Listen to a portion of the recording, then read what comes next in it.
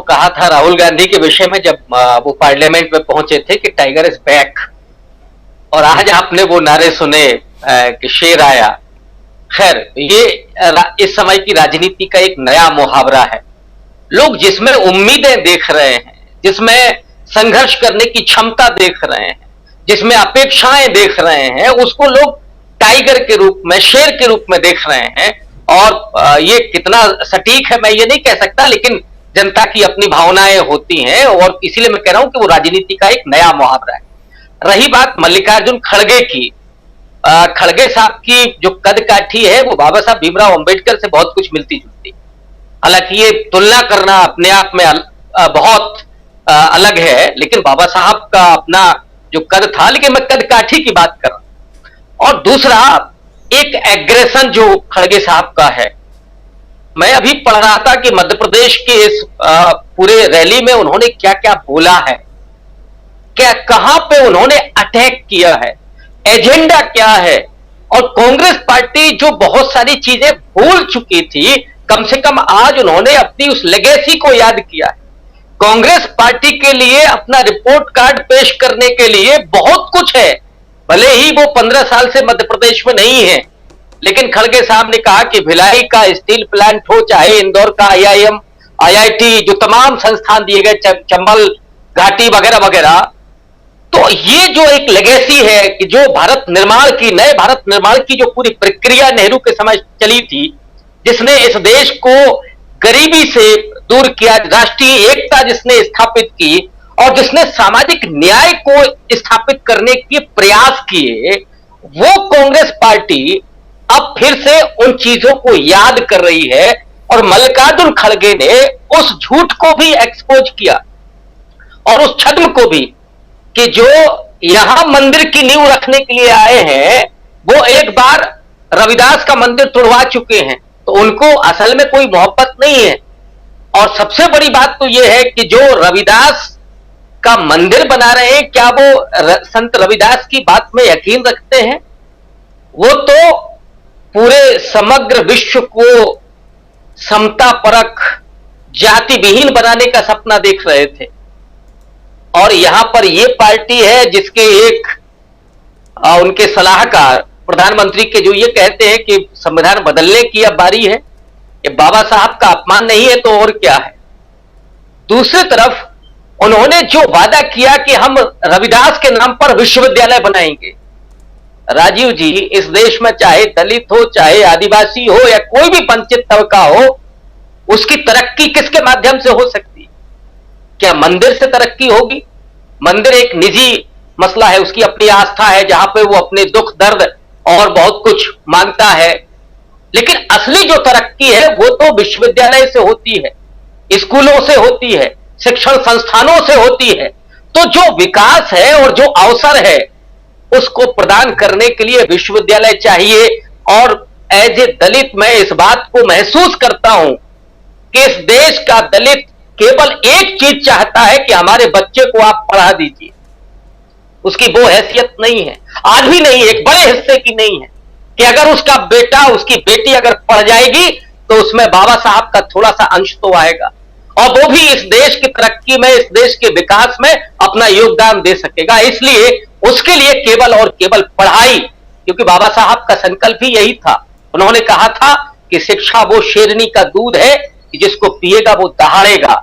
अगर ये मल्लिकार्जुन खड़गे कह रहे हैं कि हम रविदास के नाम पर विश्वविद्यालय बनाएंगे, तो बहुत स्पष्ट एजेंडा है कि इस देश में धर्म और आस्था व्यक्ति का निजी मसला है जो संविधान में है, लेकिन इस देश में दलितों, वंचितों, आदिवासियों की तरक्की अगर कहीं से होती है तो वो शिक्षा की रोशनी के, और उसका वादा मल्लिकार्जुन खड़गे कर रहे हैं।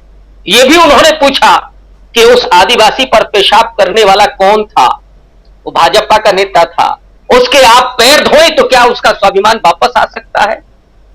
आज जितने एग्रेशन के साथ मल्लिकार्जुन खड़गे ने नरेंद्र मोदी और अमित शाह की नीतियों का, उनके नियत को एक्सपोज किया है, मुझे लगता है कि मध्य प्रदेश का चुनाव मल्लिकार्जुन खड़गे के इन अल्फाजों और राहुल गांधी के संघर्षों से तय होने वाला है।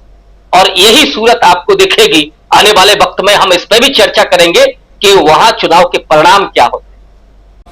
अमित शाह, उधर खड़गे राहुल, इधर अमित शाह और मोदी, ये चर्चा खूब हो रही है।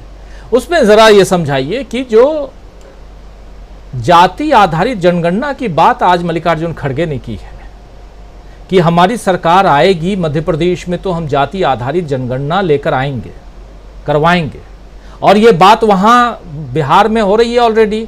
कल सुप्रीम कोर्ट ने कह दिया खुले तौर पे कि अभी तक इसमें कुछ भी ऐसा नहीं पाया गया है कि जाति आधारित जनगणना बिहार में रोक दिया जाए, और अब हमारे पास आप मत आइए, और जब ऐसी नौबत आएगी तो हम खुद इस पर रोक लगा देंगे। अभी ऐसा कुछ भी नजर नहीं आ रहा है। कल साफ साफ शब्दों में सुप्रीम कोर्ट ने फटकार लगाई है याचिकाकर्ता को। अब आज मल्लिकार्जुन खड़गे साहब कह रहे हैं, यह कितना परेशान करने वाला अभियान बन सकता है आने वाले समय में जाति आधारित जनगणना, जरा आपसे समझो प्रोफेसर रविकांत जी। देखिए राजीव जी, अगर मंडल कमीशन की हम लोग बात माने तो 52% ओबीसी है पूरे देश में, और भारतीय जनता पार्टी की जीत का सबसे बड़ा जो कारण है वो ओबीसी का उसका अपना साथ होना है। 2009 में 22% ओबीसी ने वोट दिया था, जो बढ़कर के 2019 के चुनाव में 44% हो गया बीजेपी के साथ। और बीजेपी ने वो काम किया है कि जिसकी शुरुआत कभी मान्यवर कांशीराम ने की थी, और इसीलिए मैं बार बार इस बात को कहता हूं कि भारतीय जनता पार्टी हिंदुत्व के बलबूते चुनाव नहीं जीतती है। हिंदुत्व उसका नैरेटिव है, बाहरी लेयर है। असली वो जो खेल करती है वो है जातियों का समीकरण बनाना। अगर हिंदुत्व के बलबूते चुनाव वो जीतती होती तो मैं उत्तर प्रदेश से एक अभी का उदाहरण दे सकता हूं। राम मंदिर का उद्घाटन होने वाला है, लेकिन अमित शाह घुटने टेकते हैं ओम प्रकाश राजभर के सामने। उनको मालूम है कि चुनाव हमें कहां से निकालना है। संजय निषाद उनके साथ हैं, अनुप्रिया पटेल उनके साथ हैं, ऐसे ही केशव देव मौर्य उनके साथ है, और भी लोगों को लेने की वो कोशिश कर रहे हैं। ठीक वैसे ही अगर आप मध्य प्रदेश को देखें तो, और मध्य प्रदेश के एक्सपर्ट बैठे हुए हमारे साथ, वहां 3 मुख्यमंत्री हुए जहां तक मुझे याद आ रहा बीजेपी के, और तीनों ओबीसी। बीजेपी की हिम्मत नहीं हुई कि वो जो उसका अपना कोर वोटर है वो सवर्ण जाति का कोई मुख्यमंत्री बना सके। ये वो प्रीतम सिंह लोधी को वापस लिया, जिन्होंने कितना एग्रेसिव होकर के काउंटर किया था हिंदुत्व पर, ब्राह्मणवाद पर चोट की थी, और उनको वापस लेना पड़ा भारतीय जनता पार्टी को, क्योंकि उसको ओबीसी को साधना है। मध्य प्रदेश में भी कमोबेश 50%, मैं अनुमान ही बता रहा हूं, इतना ओबीसी होगा कम से कम। जाति जनगणना का जो सवाल है वो एड्रेस करता है ओबीसी को, और ओबीसी की खासकर के मजबूत जातियों को। उसमें लोध है, और वहां पे तो मध्य प्रदेश में यादव है, कुर्मी मुझे नहीं मालूम है कि वहां पे कितना है, पवार है। ये जो मजबूत जातियां है, गुर्जर है, इसको वो एड्रेस करता है। और कांग्रेस पार्टी और राहुल गांधी इस बात को पहले कह चुके हैं। भारत जोड़ो यात्रा के दरमियान जब वो मध्य प्रदेश से गुजरे थे, ओबीसी के एक संगठन से मिलकर के उन्होंने माफी भी मांगी थी कि हमसे एक गलती हुई जब हम लोग सरकार में थे कि हम जातिगत न तो जनगणना करा सके और उसके आंकड़े भी जारी नहीं कर सके, जो हुआ था 2011 में। तो ये एजेंडा सीधे तौर पर सामाजिक न्याय की राजनीति का है। ये काउंटर कर रहा है बीजेपी के पॉलिटिक्स को। जब आप हिंदुत्व की बात करें, जब आप ध्रुवीकरण की बात करें, तो उसके सामने जातिगत जनगणना होगी। और जातिगत जनगणना का मतलब है कि किसको कितना मिला। जो आप कहते हो ना कि जैसे उत्तर प्रदेश में है तो यादव सारी मलाई खा गए, मध्य प्रदेश में भी उनका ये हर जगह रहता है। तो और तमाम जातियों को तो अभी तक कुछ मिला ही नहीं है। बहुत सारी पीछे जातियां वो छूट गई हैं। आप कहते हो कि साहब आरक्षण खत्म कर देना चाहिए, संविधान की कोई जरूरत नहीं है। जो संविधान उनको सामाजिक सुरक्षा ही नहीं बल्कि उनको शैक्षिक और आर्थिक सुरक्षा भी देता है, सामाजिक न्याय का वो दस्तावेज ही नहीं उसकी गारंटी भी है, उस संविधान को आप कहते हैं कि खत्म कर दिया जाए, उसका समर्थन करते हैं। तो इसलिए ये इशू बहुत महत्वपूर्ण होने जा रहा है मध्य प्रदेश के चुनाव में। और एक बात में चलते चलते जो अभी उपाध्याय जी कह रहे थे कि साहब वो मोदी जी वहां से संबोधित करेंगे, जानकारी जो आ रही है वो सिर्फ इसलिए नहीं संबोधित करेंगे कि वो देख रहे होंगे कि साइंटिस्टों को करेंगे। मैं साहित्य का विद्यार्थी हूं, मैं उसकी व्याख्या दूसरे ढंग से करता हूं, आप दूसरे ढंग से कर रहे हैं। मुझे लगता है कि भक्तों के लिए करवा चौथ का व्रत होगा कल। इस समय जो हंस वर्ग में है वो रोज दिखाई देने चाहिए। अब चांद का दर्शन वो करेंगे और भक्त उनका दर्शन करेंगे, तो करवा चौथ भी हो जाने दीजिए। और भक्तों का ये मोदी जी करते रहते हैं, बराबर करते हैं, अपने समर्थकों को वो संबोधित करते रहते हैं। उनका हृदय में जो है भाई उन भावों को वो गुदगुदाते रहते हैं।